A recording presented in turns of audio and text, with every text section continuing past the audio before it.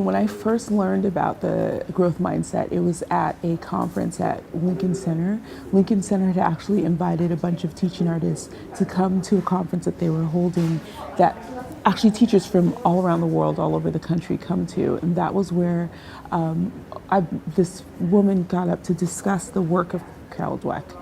At the time, I was actually teaching adults at a college, and I was so profoundly affected by this information about how you talk to students about their process, how you talk to students about their capabilities, using words like smart as opposed to words like effort, that I went back to my students. The other part that I also really was profoundly affected by was this idea of the mindset that comes with it, that, you know, if you believe that you have a fixed set of capabilities, you're less likely to be much more successful in endeavors that you're uncomfortable with or are unusual to you, or challenges.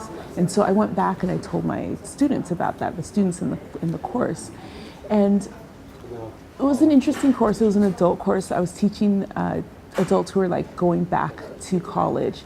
Some of them were even older than me, and the energy that was there was, they didn't quite know what to make of me.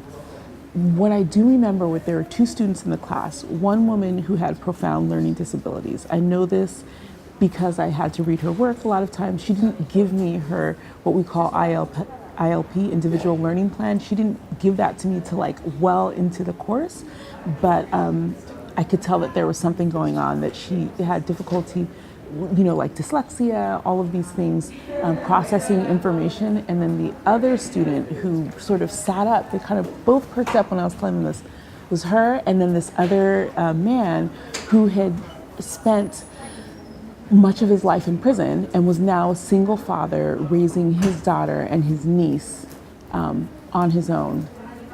They both sort of perked up and listened.